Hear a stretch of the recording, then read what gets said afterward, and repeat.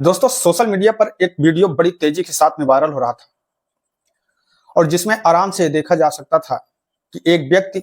एक महिला के साथ रात के वक्त हाईवे पर कुछ गलत तरीके का काम कर रहा होता है और और फिर यह वीडियो सोशल मीडिया पर इतनी तेजी के साथ वायरल होता है। फेसबुक हो, इंस्टाग्राम हो या फिर ट्विटर हो, ऐसे सारे जितने भी सोशल साइट होती हैं, उन सारी सोशल साइटों पर यह वीडियो जब बड़ी तेजी के साथ वायरल होता है, तो जब पुलिस को इस वीडियो के बारे में पता लगता है और पुलिस इस वीडियो की छानबीन करती है, दोस्तों पुलिस के पैरों के नीचे की भी जमीन खिसक जाती है। यहां तक कि राजनीतिक पार्टियां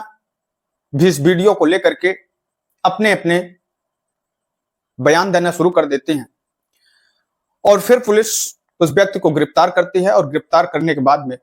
उसका चालान कर देती है। तो आदाब, नमस्कार, सत श्री अकाल, मैं सागर पटेल। दोस्तों, कहानी शुरू करूं उससे पहले आप लोगों से एक छोटा सा निवेदन है कि अगर अभी तक आप लोगों ने मेरे इस चैनल को सब्सक्राइब नहीं किया है तो मेरे इस चैनल को सब्सक्राइब कर बेल आइकन को जरूर दबाएं, जिससे कि मेरा हौसला बढ़ता रहे। दोस्तों, एक महिला टीचर जो कि अपने ट्रांसफर को लेकर के काफी परेशान होती है, क्योंकि जो उसकी पोस्टिंग होती है तो राजधानी के दिल्ली शहर में होती है और वहां पर उसे नौकरी करते करते करीब 3 साल का समय बीत जाता है। और इन 3 सालों में जब वो वहां पर अकेले रहती है तो अकेले रह करके परेशान हो चुकी होती है,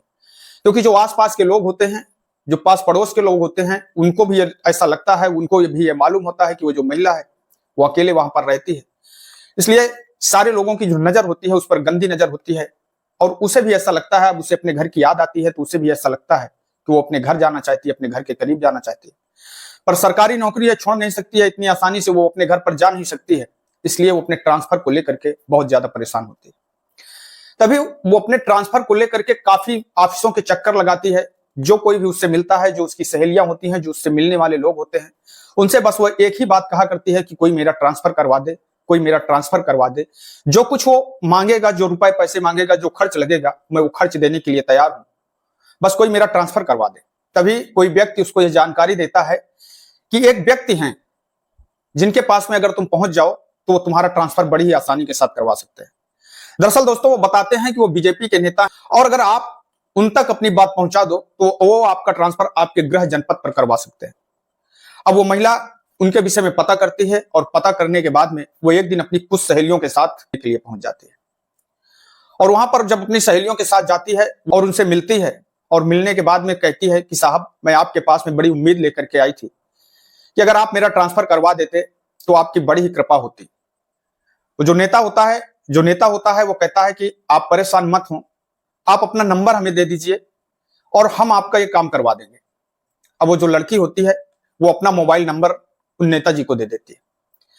अब इस तरीके से लगभग 1 से 2 महीने का समय बीतता है। अब जो नेताजी हैं उस लड़की के फोन पर बार बार उस लड़की के फोन पर बात किया करते हैं, कॉल किया करते हैं। अब वो जो लड़की होती है वो भी नेताजी से बात किया करती है, क्योंकि उसे नेताजी से उम्मीद होती है, उसे ये सहारा होता है कि नेताजी एक ही हैं जो उसका ट्रांसफर उसके गृह जनपद करवा सकते हैं। इसलिए वो भी नेताजी से बात किया करती है। धीरे धीरे बात कुछ इस तरीके से होने लगती है कि उन दोनों के बीच में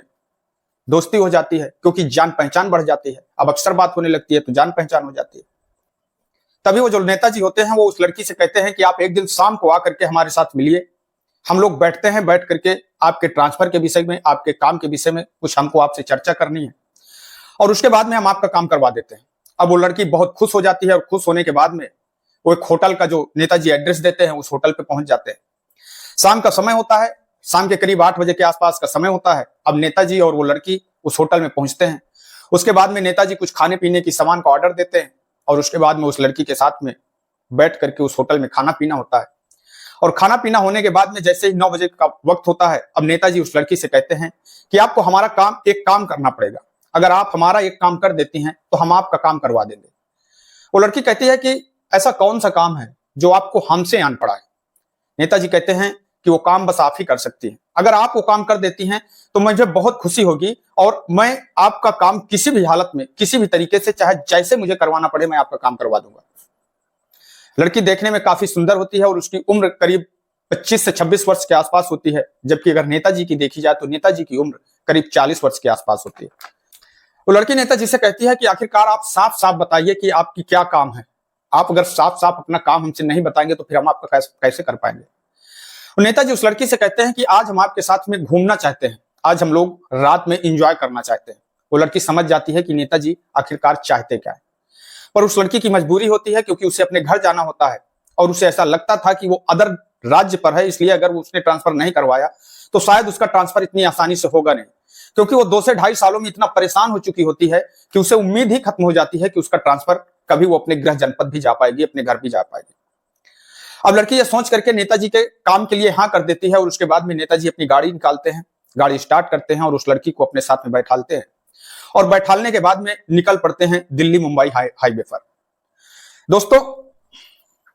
ये हाईवे, शायद इस हाईवे के विषय में सब लोगों को मालूम होगा। हाईवे बहुत बड़ा है, पर इस हाईवे में कुछ ऐसी जगहें भी हैं, कुछ ऐसी खतरनाक जगहें भी हैं जिन्हें लोग मानते हैं कि वहां पर अपनी गाड़ी को रोकते तक नहीं, और अगर किसी गाड़ी को वहां खड़ी हुई देख लें तो फिर लोगों को ऐसा लगता है कि शायद जो ये व्यक्ति हैं ये तो एक गलत व्यक्ति हैं, या फिर जो यहां पर रुके हैं वो किसी काम में फंस चुके हैं, इसलिए वहां पर कोई रुकना ही नहीं चाहता है। और नेताजी जब ऐसी जगह पर पहुंचते हैं तो पहुंचने के बाद में अपनी गाड़ी को हाईवे पर ही खड़ी कर देते हैं और हाईवे में खड़ी करने के बाद में उस लड़की के साथ में गाड़ी के अंदर ही अपना काम चालू कर देते हैं। पर जैसे ही कुछ समय काम चालू कर देते हैं, पर उस वीडियो को देखकर ऐसा लगता था कि जैसे कि गाड़ी के अंदर जब उन लोगों से शायद वो सारा कुछ करते हुए नहीं बनता है, तब वो लड़की बिना ही कपड़ों के, उस लड़की के तन पर एक भी कपड़े नहीं होते, वो रोड पर उतरती है, गाड़ी का गेट खुलता है, वो लड़की गाड़ी से उतरती है और पीछे पीछे नेताजी उसके उतरते हैं। नेताजी बल्कि पूरे कपड़े पहने हुए होते हैं, बस उनका जो पैंट होता है वो उनकी कमर से नीचे होता है,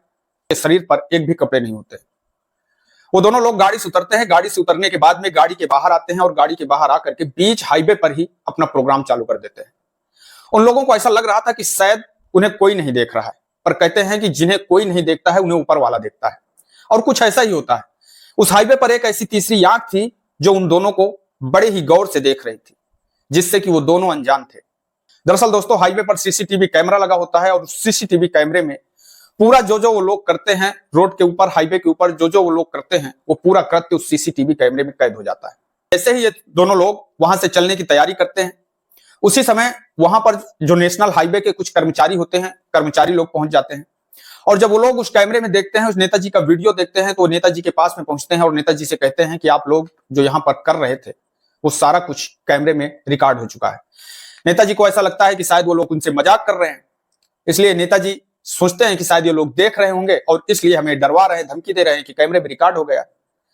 नेताजी को उन लोगों की बातों पर विश्वास ही नहीं होता है। उसके बाद में वो जो व्यक्ति होते हैं वो थोड़ी ही देर में अपने मोबाइल से वीडियो क्लिप नेताजी को दिखाते हैं, जिसमें कि वो दोनों जो कर रहे थे वो सारा कुछ उस वीडियो में रिकॉर्ड होता है। ये देख करके अब नेताजी के पैरों के नीचे की जमीन खिसक जाती है। नेताजी तुरंत उनसे कहते हैं कि आप लोग इस वीडियो को डिलीट कर दीजिए, आप लोगों को जो चाहिए, जितना पैसा चाहिए, मैं आपको पैसा देने के लिए तैयार हूं। वो लोग लगभग 1 लाख रुपए की नेताजी से डिमांड करते हैं, पर उस समय जो नेताजी की जेब में मात्र शायद 20,000 रुपए ही होते हैं। अब नेताजी कहते हैं कि देखो, हमारे पास में अभी 20,000 रुपए हैं, आप इनको रख लीजिए और उसके बाद में जैसे ही आप इस वीडियो को वायरल मत कीजिएगा और मैं आपको आगे पूरा पैसा दे दूंगा। इस तरीके से करीब 9 दिन की बात चलती है और 9 दिनों तक नेताजी उन लोगों को शायद पैसा देते नहीं, या फिर नेताजी का यह कहना था कि आप लोग, हम आपको 1 लाख रुपए देने के लिए तैयार हैं, पर आपको यह वीडियो पूरी तरह से डिलीट करना पड़ेगा। पर यह वीडियो पूरी तरह से डिलीट करना उन लोगों की बस की बात नहीं होती है, क्योंकि वो जो नेशनल हाईवे का ऑफिस होता है, मेन रोड होता है, वहां तक वो वीडियो पहुंच चुका होता है और उन अधिकारियों के बस में ये बात नहीं होती है कि उस वीडियो को पूरी तरह से वो डिलीट कर दें। और शायद इसी बात को लेकर के उन दोनों के बीच में बात नहीं बनती है और जैसे ही 9 दिन का समय बीतता है, 9 दिन बीतने के बाद में वो वीडियो अचानक से वायरल होता है और 1-2 दिन तो थोड़ा थोड़ा करके चल रहा होता है, पर अचानक एक दिन वो एक्स पर इस तरीके से वायरल होता है, ट्रेंडिंग पर होता है कि 19वें नंबर पर वो वीडियो ट्रेंडिंग पर होता है।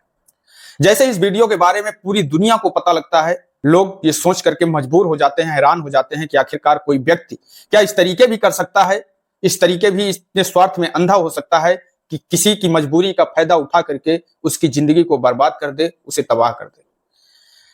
दोस्तों, जैसे ये बात ऊपर के नेशनल हाईवे के ऊपर के अधिकारियों को पता लगती है, वो लोग जो कर्मचारी होते हैं उनको भी सस्पेंड कर देते हैं, क्योंकि कहीं ना कहीं उनकी भी एक गलती होती है कि किसी की प्राइवेसी को इस तरीके से वायरल करना, लोगों के सामने भेजना, यह भी उनकी बहुत बड़ी गलती होती है। पुलिस नेताजी को गिरफ्तार करती है और गिरफ्तार करने के बाद में उन्हें जेल भेज देती है, पर अगले ही दिन नेताजी को जमानत हो जाती है। दोस्तों, यहाँ पर कहीं ना कहीं गलती उस लड़की की भी थी कि कितना भी वो परेशान हो जाए, एक किसी चीज की एक लिमिट होती है। आप हर समस्या का समाधान होता है। अगर आपने 3 साल तक परेशान हुआ या फिर और कुछ दिन आप शायद परेशान होते, पर निरंतर प्रयास से कुछ भी असंभव नहीं होता है। एक ना एक दिन वो शायद अपने गृह जनपद वैसे भी पहुंच सकती थी। इस तरीके का कदम उठाना या फिर इस काम के लिए तैयार होना, शायद ये भी उनकी सबसे बड़ी गलती है। और नेताजी के बारे में तो कहने के लिए कुछ शब्द ही नहीं है कि किस मुंह से हम उनके क्या कहें। आप लोग खुद ही समझदार हैं कि ऐसे ऐसे लोग, जिन लोगों को हम लोग अपना सेवक मानते हैं, अपना वोट देते हैं और वोट दे करके उन्हें ऐसी जगह पर पहुंचाते हैं कि वो लोग हमारी मदद करेंगे, हमारी सेवा करेंगे, और ऐसे ऐसे लोग बल्कि हमें और हमारे देश को, हमारी राजनीतिक पार्टियों को, सभी तरह के लोगों को बदनाम करते हैं और शर्मिंदा करते हैं। दोस्तों, इस घटनाक्रम को सुनाने का उद्देश्य किसी को ठेस पहुंचाना नहीं है, किसी को दुख पहुंचाना नहीं है, बल्कि आप लोगों को सजग करना है, सतर्क करना है। मैं आपका दोस्त सागर पटेल इन्हीं शब्दों के साथ में आपसे विदा लेते हैं। कल फिर मिलेंगे किसी एक नई घटना के साथ में, किसी एक नई कहानी के साथ में। तब तक के लिए नमस्कार, जय हिंद, जय भारत।